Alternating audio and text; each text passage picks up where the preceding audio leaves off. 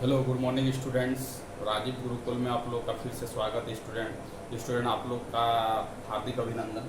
अब स्टूडेंट आज आप लोगों को पढ़ाएंगे हम जेड पैरामीटर। पिछले वीडियो में हम बता चुके हैं कि जेड पैरामीटर का सर्किट डायग्राम क्या होगा, जेड पैरामीटर का बेसिक कॉन्सेप्ट क्या होगा। पहले उस वीडियो को देखना है, उसके बाद इस प्रॉब्लम में जंप करना है, तभी जाके ये प्रॉब्लम क्या होगा, सॉल्विंग होगा। स्टूडेंट ये आपका एसएससी जेई में पूछा गया क्वेश्चन है। यह आपका कि एक टू पोर्ट नेटवर्क है और उसका आपका पैरामीटर फाइंड आउट करने बोल रहा है Z11 और Z21। तो हम लोग टू पोर्ट नेटवर्क में बेसिकली पढ़ चुके हैं कि ओपन सर्किट इम्पीडेंस पैरामीटर किसको बोलेंगे, शॉर्ट सर्किट एडमिटेंस पैरामीटर किसको बोलेंगे।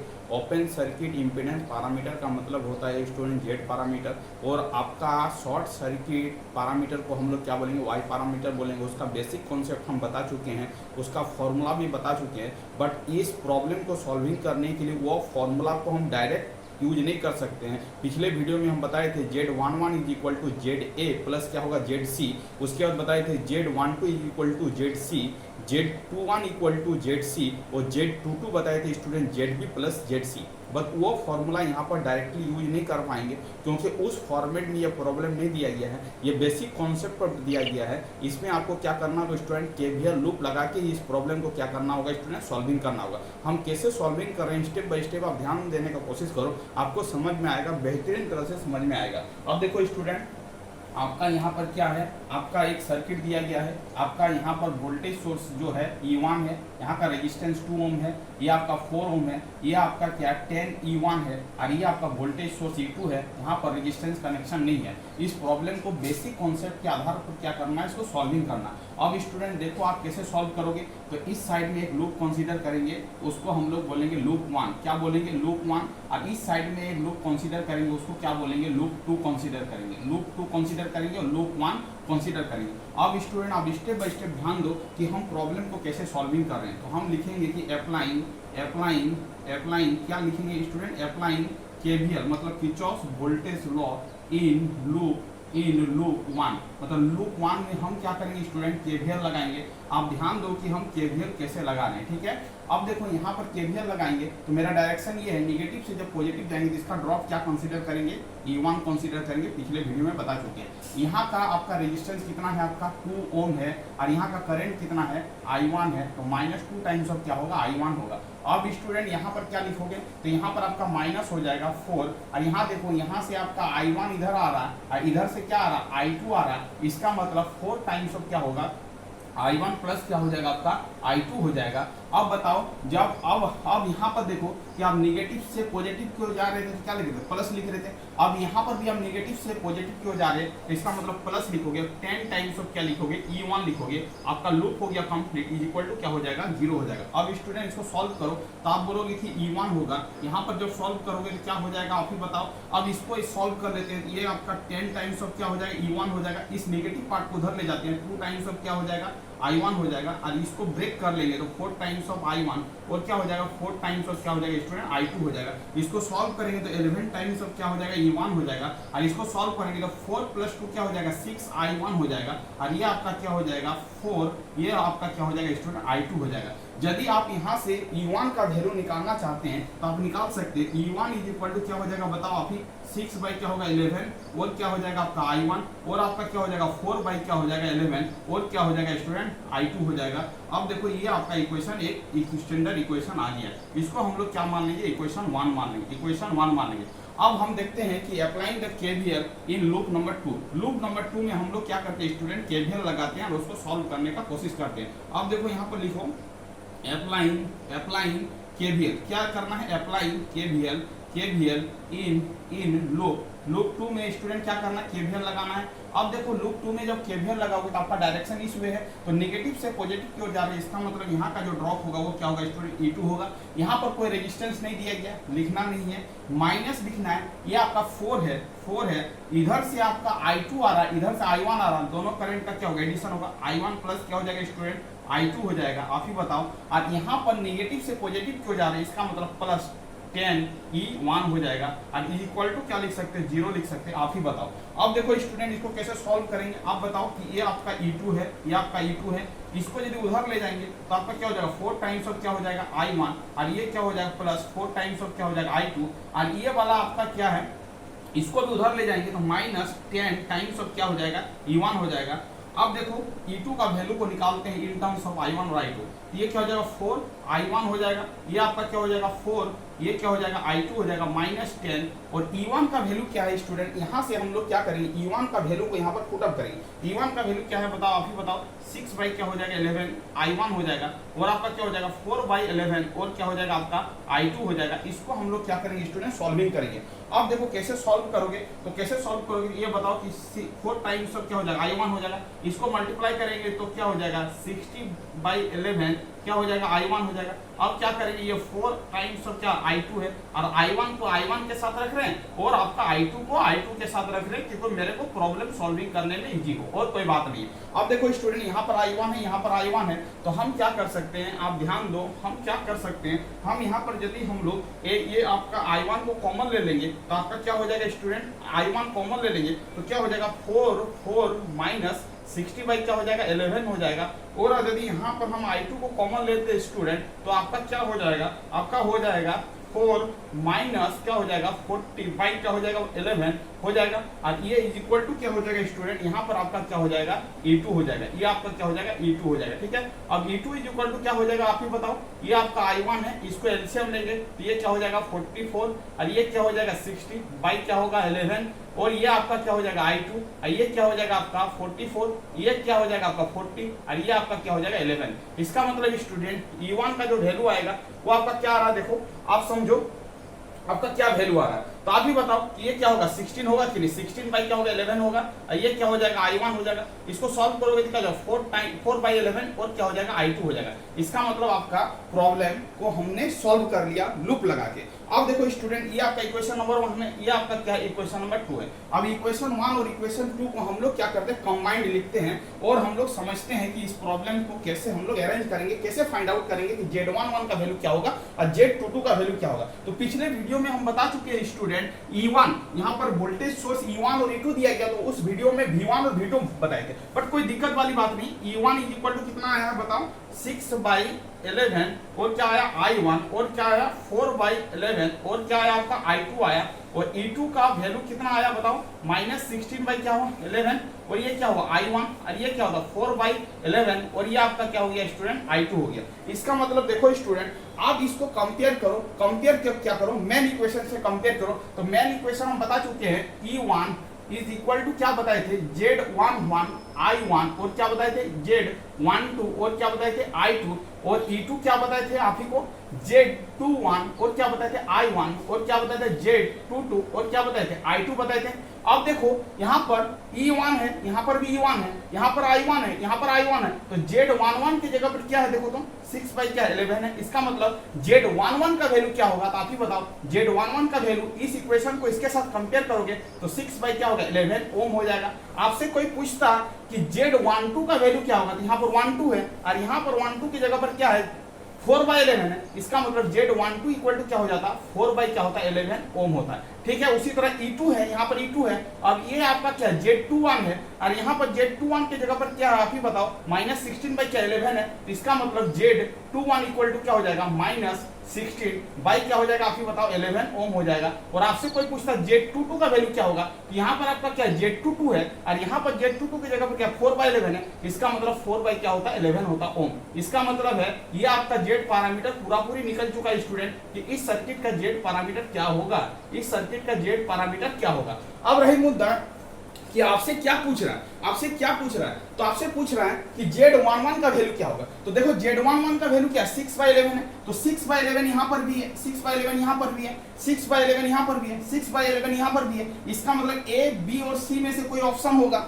अब देखो Z21 पूछ रहा है, क्या पूछ रहा है Z21 पूछ रहा है, तो Z21 कितना है -16 बाई 11 है, तो -16 बाई 11 कौन ऑप्शन में है, तो आपका क्या हो जाएगा C ऑप्शन हो जाएगा, क्योंकि Z11 इक्वल टू 6 बाई 11 है और Z21 इक्वल टू क्या है -16 बाई 11 है। इसका मतलब ये प्रॉब्लम का जो आंसर होगा स्टूडेंट वो क्या होगा आपका C होगा। इसका मतलब है इस प्रॉब्लम को हम सॉल्विंग बेसिक कॉन्सेप्ट से करेंगे, क्योंकि इसमें डायरेक्ट फॉर्मूला नहीं लगेगा, क्योंकि ये डायरेक्ट फॉर्मूला में नहीं दिया है प्रॉब्लम। डायरेक्ट फॉर्मूला में यदि बनता तो यहाँ पर आपका वोल्टेज सोर्स नहीं देता, ये सिंपल सर्किट देता है। इसका मतलब है बेसिक कॉन्सेप्ट आना जरूरी है। जब तक आपका बेसिक कॉन्सेप्ट पता नहीं होगा तब तक इस प्रॉब्लम को आप सॉल्विंग नहीं कर सकते हो। ये आपका एसएससी और गेट में पूछा गया है। ये आपका टॉपिक है आपका स्टूडेंट टू पोर्ट नेटवर्क। क्या है? Two port network. Two port network में आप जेड पैरामीटर कैसे फाइंड आउट कर सकते हो कोई सर्किट का, वही आपका प्रॉब्लम ये। ये प्रॉब्लम आपका किसमें पूछा गया है? आपका ये प्रॉब्लम एसएससी जेई में पूछा गया है, एसएससी जेई में पूछा गया है, और आपका गेट एग्जाम में पूछा गया है, गेट एग्जाम में पूछा गया है, और आपका डीआरडीओ में पूछा गया है, और आपका ये प्रॉब्लम इसरो में पूछा गया है, और ये प्रॉब्लम बहुत जगह पूछा गया है। ये बहुत इंपॉर्टेंट प्रॉब्लम है। तो इस तरह करके हम लोग अपने कॉन्सेप्ट को क्या करेंगे, बिल्डअप करेंगे, और इस तरह का प्रॉब्लम को इसी तरह सॉल्विंग करेंगे स्टूडेंट। तो आपका ये जेड ट्रांसफॉर्मेशन का एक बहुत ही अच्छा प्रॉब्लम था। इससे आपका क्या होगा, कॉन्फिडेंस लेवल हाई होगा। इस तरह का प्रॉब्लम बनाओगे तो आप इस तरह के प्रॉब्लम को इजी वे में हैंडल कर सकते हो। तो ये प्रॉब्लम था आपका एसएससी जेई का स्टूडेंट, ये आपका प्रॉब्लम नंबर 1 था। अब एक आगे की और प्रॉब्लम लेते हैं, वो आपका पूछा गया है, वो भी आपका पूछा गया, आपको नोट करना है तो स्टूडेंट आप नोट कर लीजिए। आपको नोट करना है तो आप स्टेप बाय स्टेप क्या कर लीजिए, नोट कर लीजिए। ये आपका बेहतरीन बहुत ही अच्छा प्रॉब्लम है। इस तरह का आप क्वेश्चन बैंक में आप प्रॉब्लम को ढूंढिए और सॉल्व करने का कोशिश करिए, जिससे आपका क्या होगा, कॉन्फिडेंस लेवल और इंक्रीज करेगा स्टूडेंट। अब एक हम प्रॉब्लम लेते हैं वाई पैरामीटर का, एक प्रॉब्लम लेते हैं वाई पैरामीटर का, और उसको आपके सामने में सॉल्व करके बताते हैं कि उसका सॉल्यूशन क्या होगा। अब देखो स्टूडेंट, इसको साफ करते हैं, ठीक है। अब एक प्रॉब्लम 2 लेते हैं और इसको सॉल्व करके बताते हैं। ये भी आपका एसएससी में पूछा गया है, ये भी प्रॉब्लम बेहतरीन है। इसको हम कैसे सॉल्विंग करेंगे, अब देखो चीजों को समझो। अब ये प्रॉब्लम नंबर क्या है, 2 है। प्रॉब्लम नंबर क्या है, 2 है। अब देखो स्टूडेंट, ये सर्किट है, ये आपका प्रॉब्लम नंबर क्या है, एक सर्किट दिया गया है। हम पिछले वीडियो में इसका इस तरह का प्रॉब्लम बता चुके हैं, बट फिर से हम बताने का कोशिश करेंगे और कुछ कॉन्सेप्ट भी देंगे कि इस तरह का प्रॉब्लम को आप सॉल्विंग कैसे करो, ठीक है। अब देखो, ये आपका प्रॉब्लम दिया गया है, ये आपका क्या है स्टूडेंट, 5 ओम है, ये आपका क्या है बताओ तो 20 ओम है, ये आपका क्या है 10 ओम है, ये आपका क्या है, ये आपका E2 है, यहाँ पर E2 है, यहाँ पर आपका क्या है, ये आपका क्या है E1 है, यहाँ पर करंट का जो डायरेक्शन है वो आपका क्या है I1 है, यहाँ पर जो करंट का डायरेक्शन है वो आपका क्या है I2 है, ठीक है। और ये पूछ रहा है कि फाइंड y12,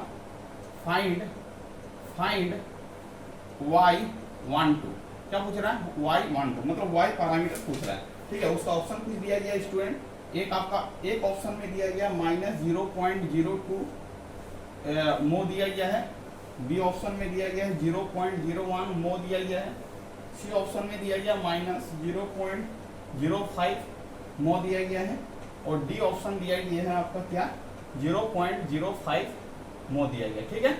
अब देखो, अब इस प्रॉब्लम को कैसे सॉल्व करोगे, ये एसएससी जेई में पूछा गया है। ये पूछा कहाँ गया है, एसएससी जेई में पूछा गया, एसएससी जेई में पूछा गया है। ये प्रीवियस एग्जाम का क्वेश्चन है, ये पूछा गया है, ठीक है। अब देखो, ये क्या निकालना है, एडमिटेंस पैरामीटर निकालना है। एडमिटेंस क्यों बोले, क्योंकि वाई पैरामीटर आपसे पूछ रहा है।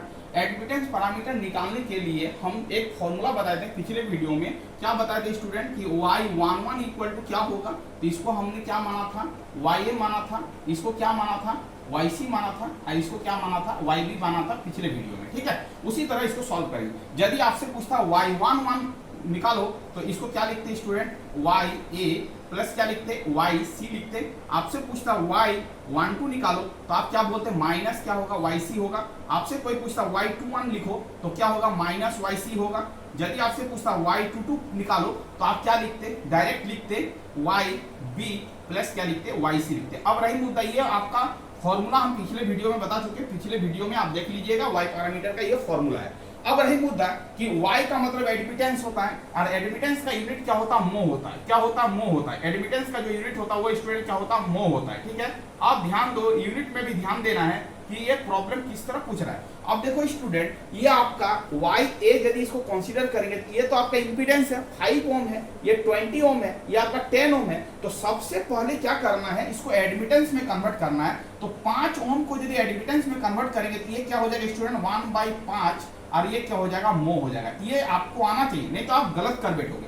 ये आपका YC है, इसका मतलब ये ओम में दिया गया, इसको मो में कन्वर्ट करने के लिए 1 बाई क्या होगा 20 मो हो जाएगा। और इसको एडमिटेंस में दिया, इंपीडेंस में दिया गया, एडमिटेंस में कन्वर्ट करने के लिए क्या करना पड़ा 1 बाई 10 और क्या हो जाएगा मो हो जाएगा। इसका मतलब इतना काम आपको कर लेना, यूनिट में ध्यान देना है। यदि आप यूनिट में नहीं ध्यान दोगे तो गलत कर बैठोगे। अब आपको क्या करना, सॉल्व करना है अप्लाइंग द फॉर्मूला। अब देखो y11 निकालने के लिए बोले तो ya प्लस क्या होगा YC होगा। ya का वैल्यू क्या है 1/5 है और YC का वैल्यू क्या है 1 बटा कितना है 20 है। और ये आपका यूनिट क्या हो जाएगा मो, यूनिट ध्यान देना है। अब देखो इसका एलसीएम लोगे तो क्या होगा 20 होगा, ये आपका क्या होगा 4 होगा और ये आपका क्या होगा 1 होगा। यस या नो, 5 और 20 का क्या एलसीएम होगा 20, 5 चौके 20 4 होगा और ये क्या हो जाएगा 5 बटा कितना हो जाएगा आपका 20 हो जाएगा। इसको सॉल्व करोगे तो 1 बटा 4 और क्या हो जाएगा मो हो जाएगा। इसका मतलब इसको सॉल्व करोगे तो 0.25 क्या आएगा मो आएगा। बट आपसे यहाँ पर y11 नहीं पूछा है, आपसे क्या पूछ रहा है y12 पूछ रहा है। चलो ठीक है, y12 इक्वल टू क्या होगा आप लिखो माइनस YC होगा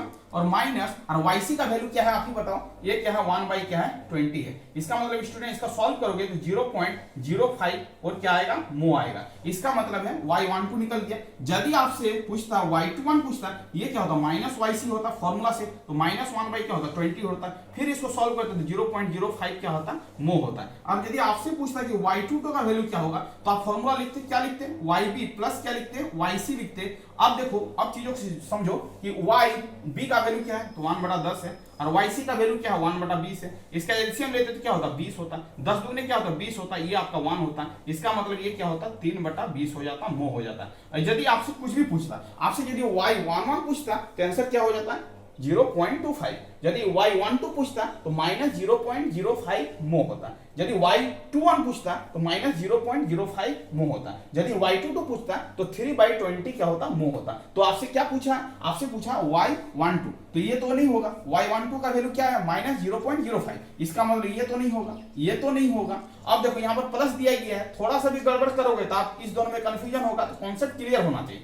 तो इसका आंसर क्या हो जाएगा स्टूडेंट सी हो जाएगा। ये आपका प्रॉब्लम पूछा गया एसएससी जेईई में। तो इस तरह करके हम लोग क्या करेंगे y पैरामीटर को फाइंड आउट करेंगे कि y पैरामीटर को कैसे फाइंड आउट करते हैं। अब रही मुद्दा कि इस तरह का सर्किट दे दें। अब देखो स्टूडेंट यहाँ पर कुछ कॉन्सेप्ट बता रहे, उस कॉन्सेप्ट पर ध्यान दो। ये तो मेरा हो गया कि y पैरामीटर हम निकाल लिए। इसी सर्किट में यदि कोई कुछ पूछता और अनदर पैरामीटर निकालने के लिए तो हम कैसे करते हैं उस चीज को बता रहे हैं। उस ध्यान दो, उस कॉन्सेप्ट को ध्यान दो, तो आपको क्या होगा बेहतरीन समझ में आएगा और इंटरेस्टिंग लगेगा। ठीक है स्टूडेंट, आप देखो इसको मिटाते हैं। ठीक है, ये आपका 20 है, ये आपका क्या 5 है, ये आपका क्या 5 ओम है। ठीक है, इसको मिटा दे रहे हैं, ठीक, इसको मिटा दे रहे हैं, इसको भी मिटा दे रहे हैं। ठीक है, अब देखो ये वाला सर्किट दिया गया है, ये वाला सर्किट दिया है। इस सर्किट का तो हमने अभी क्या निकाला बताओ, अभी y पैरामीटर निकाला। ठीक है, अब बंदा ने पूछा है कि y पैरामीटर नहीं पूछा। इस सर्किट का आपसे कोई यदि पूछे कि z पैरामीटर निकालो तो z पैरामीटर निकालने का 2 मेथड है। या तो आप क्या करो, z निकालने के लिए क्या करो, y पैरामीटर जो निकाले हो उसका क्या कर लो, इनवर्स पैरामीटर निकाल लो, y इनवर्स निकाल लो और वही जो होगा आपका y इनवर्स जो होगा वही आपका क्या होगा इस सर्किट का z पैरामीटर होगा। बट उस पॉइंट पे नहीं आ रहे, हम कुछ कॉन्सेप्ट जानते हैं, उस कॉन्सेप्ट पे हम लोग इस प्रॉब्लम को डील करते हैं। ठीक है, ये भी मेथड बताएंगे बट अभी नहीं बताएंगे, थोड़ा देर के बाद बताएंगे। ठीक है, अब देखो अब इस सर्किट का y पैरामीटर तो इजीली वे भी निकल जाएगा, बट z पैरामीटर कैसे निकालेंगे। तो आप बताओ स्टूडेंट ये शेप कैसा है, तो आप बोलोगे सर ये पाई शेप है। ये पाई क्या है, पाई टाइप शेप है। ये कैसा शेप है, पाई टाइप शेप है। तो पाई टाइप शेप में y पैरामीटर निकालना क्या है, इजी है। y पैरामीटर निकालना क्या है, इजी है। y पैरामीटर निकालना क्या है, इजी है। यदि पाई शेप दे तो हम एक झटके में क्या कर लेंगे, निकाल लेंगे। और टी शेप, टी टाइप का यदि नेटवर्क रहे तो उसमें आपका z पैरामीटर निकालना क्या है, इजी है। डायरेक्ट एक झटके में क्या हो जाएगा, आंसर आ जाएगा। बट ये शेप कैसा है आपका, ये शेप आपका पाई में है, पाई शेप है। और इसमें यदि z पैरामीटर पूछ रहा है कि z पैरामीटर का क्या वैल्यू होगा, आप कैसे निकालोगे। तो आपका 2 मेथड है, y निकाल लो और y का क्या करो, इनवर्स कर दो, जो आएगा वो z हो जाएगा। बट हम क्या कर रहे हैं, कुछ बेसिक कॉन्सेप्ट बता रहे हैं। ये पाई टाइप शेप है तो ये इसको क्या बोलेंगे स्टूडेंट, ये शेप जो होगा जस्ट लाइक दैट क्या होगा, डेल्टा शेप होगा। क्या होगा, डेल्टा शेप होगा। क्योंकि डेल्टा भी क्या होता है, कुछ इस तरह होता है, देखो कुछ इस तरह करके होता है, कुछ इस तरह करके होता है डेल्टा शेप। डेल्टा शेप देखो, डेल्टा शेप, इसी को यदि ज्वाइंट को इस तरफ फैला देंगे तो ये वाला क्या है, डेल्टा टाइप का शेप है। ये क्या है, डेल्टा टाइप का शेप है। अब देखो डेल्टा यदि शेप दिया जाए और उसको यदि टी शेप में कन्वर्ट कर ले तो सीधी भाषा में याद रखो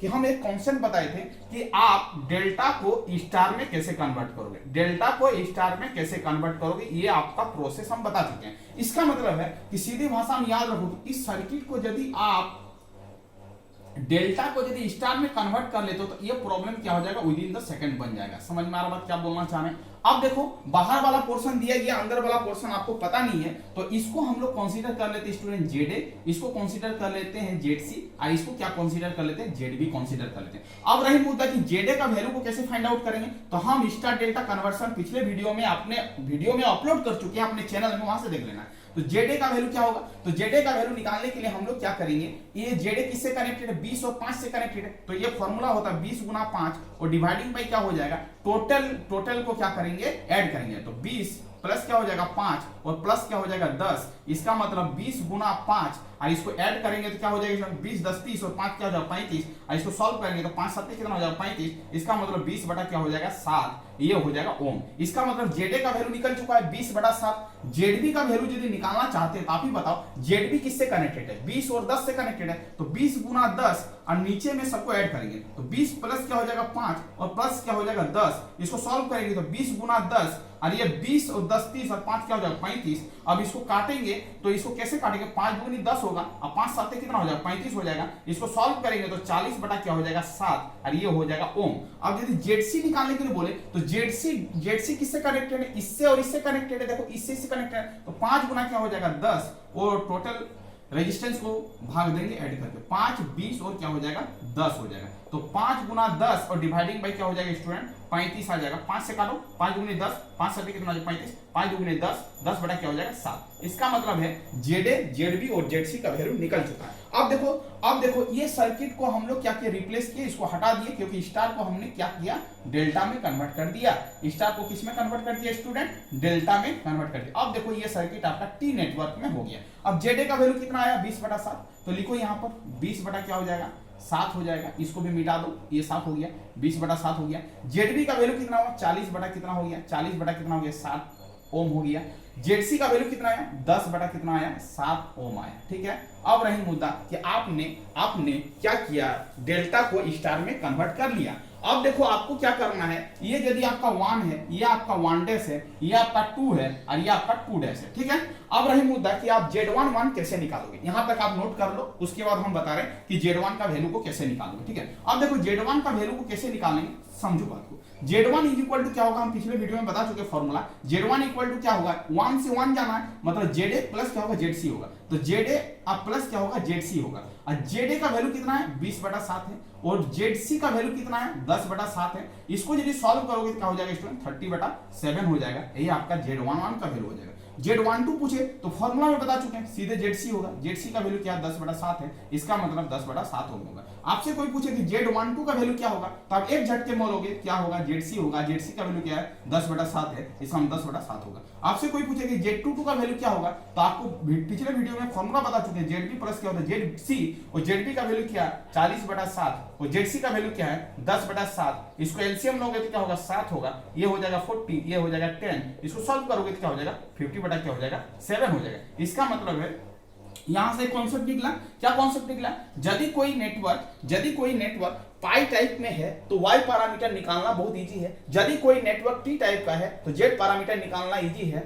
और यदि आपसे कोई नेटवर्क पाई टाइप का दिया गया है और जेड पैरामीटर करने के लिए बोल रहा है, जेड पैरामीटर निकालने के लिए बोल रहा है, तो आपको क्या करना, पाई टाइप नेटवर्क को टी टाइप नेटवर्क में कन्वर्ट कर लेना है, पाई को टी में कन्वर्ट कर लेना है, उसके बाद इसको क्या करना है डायरेक्ट फॉर्मूला लगा देना है, तो आपका क्या हो जाएगा प्रॉब्लम सॉल्विंग हो जाएगा। इसी का रिवर्स कैलकुलेशन भी हो सकता है, इसका रिवर्स कैलकुलेशन भी हो सकता है। यदि आपका टी पैरामीटर दिया गया है और आपसे वाई पैरामीटर पूछ रहा है तो आप क्या करो, टी पैरामीटर को पहले पाई पैरामीटर में कन्वर्ट करो, इसका मतलब स्टार को आप डेल्टा में कन्वर्ट करो और एक फॉर्मूला लगा दो, उसका बेसिक फॉर्मूला लगा दो, तो झटके में क्या हो जाएगा, वाई पैरामीटर निकल जाएगा। इसका मतलब इसका दोनों रिलेशन पता होना चाहिए। यदि आपका टी टाइप दिया गया, टी टाइप का नेटवर्क है और वाई पैरामीटर निकालने के लिए बोल रहा है, तो टी को पाई में कन्वर्ट करो और वाई निकाल लो। उसके बाद यदि पाई टाइप का नेटवर्क दिया गया और जेड पैरामीटर निकालने के लिए बोल रहा है, पाई को टी में कन्वर्ट करो, उसके बाद क्या करो, जेड पैरामीटर बेसिक फॉर्मूला से एक झटके में निकाल दो। इसका मतलब है ये आपका दोनों प्रॉब्लम था, ये दोनों प्रॉब्लम आपका कॉन्सेप्ट को बहुत ही ग्रो करेगा, बहुत ही